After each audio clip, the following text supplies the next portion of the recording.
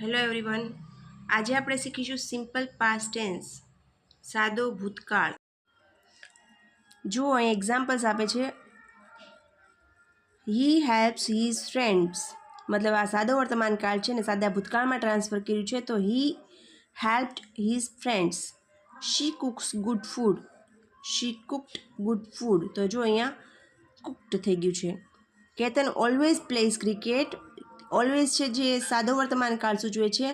But yesterday he played a football. Yesterday છે એ સાદો ભૂતકાળ દર્શાવે છે. જોયું તમે ઉપરના ત્રણેય વાક્યોમાં દરેકમાં પહેલું વાક્ય સાદા વર્તમાનકાળમાં છે, જ્યારે બીજું વાક્ય સાદા ભૂતકાળમાં છે. એ ઉપરથી એટલું સમજાય છે કે સામાન્ય રીતે ક્રિયાપદના મૂળ રૂપને ઈડી પ્રત્યે લગાવવાથી અંગ્રેજીમાં ભૂતકાળનું રૂપ બને છે. ભૂતકાળનું રૂપ બનાવવાનું હોય ત્યારે વર્બ એટલે કે ક્રિયાપદને ઇંગ્લિશમાં કહેવાય વર્બ. વીના 3 ફોર્મ હોય છે, V1, V2 અને V3. એમાંથી અહીંયા V2 એટલે કે મતલબ સામાન્ય રીતે ઈડીવાળું ફોર્મ યુઝ થાય છે. જો જેમ કે ક્રિયાપદના ભૂતકાળના રૂપોના એક્ઝામ્પલ્સ આપ્યા છે. ટુ આસ્ક, એનું આસ્કડ થઈ ગયું, ઈડી લાગ્યું પાછળ. ટુ કુક, તો એની પાછળ પણ ઈડી લાગ્યું એટલે કુકડ થઈ ગયું, કુકડ.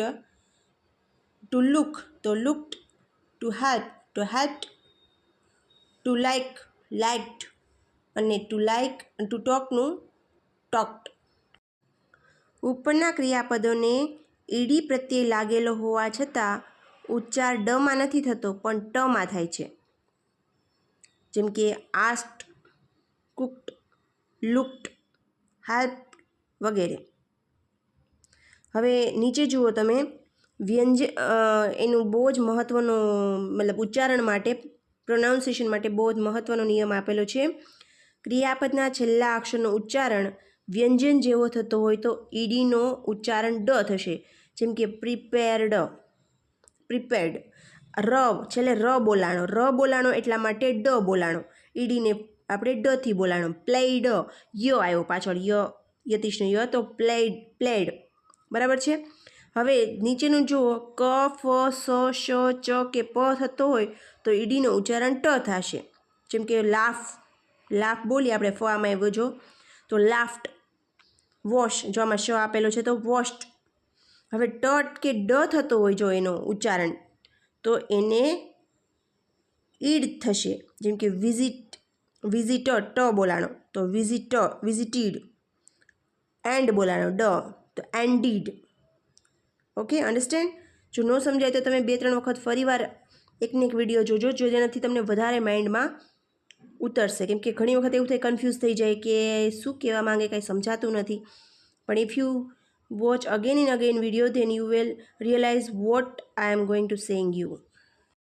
હવે આપણે અહીં જે શીખવાનું છે એ છે કે પ્રત્યે ઈડી શાસ્ત્ર, મતલબ ઈડી કોને લાગે ને કોને ન લાગે ને કેવી રીતના ફેરફાર કરવા વગેરે. જુઓ, ક્રિયાપદના મૂળ રૂપને ઈડી પ્રત્યે લગાવવાથી અંગ્રેજીમાં ભૂતકાળનું રૂપ બને છે. બરાબર છે. તો અહીંયા પ્લે હતું તો પ્લેડ થયું, વોક હતું તો વોકડ થયું. બરાબર છે. હવે સેકન્ડ જુઓ, ક્રિયાપદના મૂળ રૂપને અંતે ઈ હોય તો ફક્ત ડી પ્રત્યે લગાવવાનું હોય. જો ઈ ઓલરેડી હોય તો ફરીવાર ઈડી લગાડવાની જરૂર નથી. જેમ કે ડાન્સ આપ્યું છે તો ડાન્સ્ડ, બેક લખ્યું છે તો બેક્ડ, ખાલી ડી જ લગાવવાનો છે, ઈ તો ઓલરેડી હોય આમાં. થર્ડ વન છે, ક્રિયાપદને અંતે વ્યંજન હોય, તે વ્યંજન પહેલાં આખા શબ્દમાં એક જ સ્વર હોય તો ક્રિયાપદના મૂળ રૂપનો છેલ્લો વ્યંજન બેવડાય. જેમ કે સ્ટોપ. આખું વાક્ય તમે, આખો શબ્દ હોય, બરાબર, આખો એક શબ્દ છે એમાં જો એક જ સ્વર હોય તો પાછળનું જે શબ્દ છે એ બેવડાય. જેમ કે સ્ટોપ તો સ્ટોપ્ડ, તો ડબલ પી થયા. ક્લેપ તો ક્લેપ્ડ. જોયું તમે? ક્રિયાપદને અંતે આઈ હોય, સોરી. હવે આમાં જો ફોર્થ નંબરનું, ક્રિયાપદની અંતે એલ હોય તો એલ બેવડવો. જેમ કે કમ્પેલ તો કમ્પેલ્ડ, એક્સેલ તો એક્સેલ્ડ. જોયું તમે? એલ આપ્યો હોય તો એલ બેવડાય છે. ક્રિયાપદની અંતે વાય હોય અને વાયની પહેલાં વ્યંજન હોય તો વાયનું આઈડી કરી અને પછી આઈ કરીને પછી ડી પ્રત્યે લગાડો. જેમ કે મેરીડ તો મેરીડ, વાય નીકળી ગયો કેમ કે વાયની આગળ આર છે. આર શું છે? તો વ્યંજન છે. તમને સ્વર યાદ હોવા જોઈએ. સ્વર કેટલા છે? 5. એ, ઈ, આઈ, ઓ, યુ. અંગ્રેજીમાં 5 સ્વર છે. કેરી તો કેરીડ, વાય નીકળી ગયો, આઈડી બની ગયું. 6 ફોર્મ્યુલા છે. ક્રિયાપદને અંતે વાયની પહેલાં સ્વર હોય તો ઈડી લગાડવું, જેમ કે સ્ટેડ, પ્લે, પ્લેડ. જોઈ તમે એમાં કોઈ વાયનું કોઈ ફેરફાર થયો નહીં, કેમ કે એની પહેલાંનો અક્ષર છે તે સ્વર છે. હવે આપણને ક્રિયાપદના બદલાતા રૂપો અહીંયા સમજાવ્યા છે. ક્રિયાપદના સાદા વર્તમાનકાળના રૂપો. ટુ વિનાનું ક્રિયાપદનું મૂળ રૂપ એટલે કે બેઝ ફોર્મ લખવાનું હોય છે. જો અહીંયા ગો અને રાઇટ એ બેઝ ફોર્મ છે, ક્રિયાપદનું મૂળ રૂપ છે. હવે એને જો ત્રીજા પુરુષ એકવચન સાથે મૂકવામાં આવે છે તો એ બને છે ગોઝ એન્ડ રાઇટ્સ. હવે સેકન્ડ જે ફોર્મ્યુલા છે ક્રિયાપદના સાદા ભૂતકાળના રૂપો. જુઓ ઈડી પ્રત્યયવાળા તો ટ્રાય છે તો ટ્રાઇડ થયું, વર્ક છે તો વર્કડ થયું, ટોક છે તો ટોક થયું, ટોક્ડ.